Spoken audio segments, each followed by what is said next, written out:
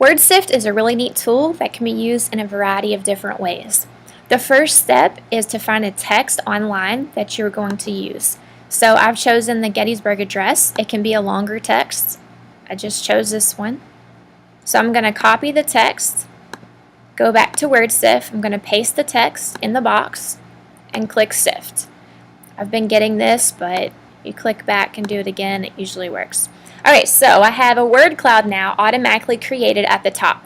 What this word cloud is, it is organized from alphabetical order from A to Z with the 50 most commonly used words that are within this text. And of course the words that are used the most are the largest, so you can tell by looking that the words dedicated and the word nation are the two words that are used the most within this text.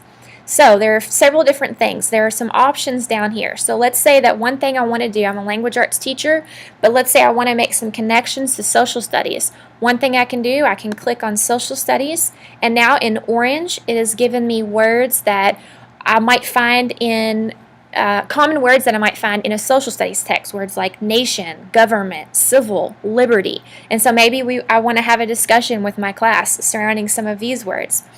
Another thing that I can do is I can click on the word dedicated, and when I do, down to my left here are some Google images, and so it might be interesting to talk about these images and how they represent dedicated.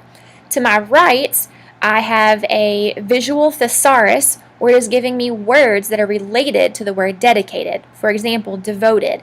If I hover over the word devoted, I get definitions. Zealous in devotion or affection, followed or dedicated exclusively to a purpose or use.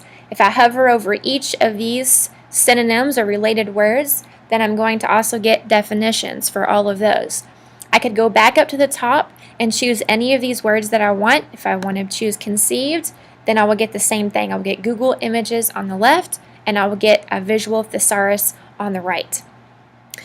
So ways that I might use this. Another thing you can do, you can separate or organize from rare to common. So one way that I might use this, these are the most rare words, maybe with the exception of died. I'm not sure why it's considering it rare, but nobly, hallow, detract, those might be words that many of my students might be unfamiliar with. So maybe I want to do a little bit of pre-teaching with those words.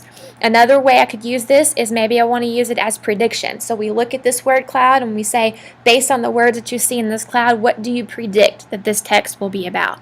One other way that I could see it being used is as an exit slip. So you've already looked at the word cloud, you've read the text, you pull the word cloud back up at the end, and now students must use these words in a sentence, a couple sentences, a paragraph to show you or tell you about what they read. So those are a few simple ways that you could use WordSift.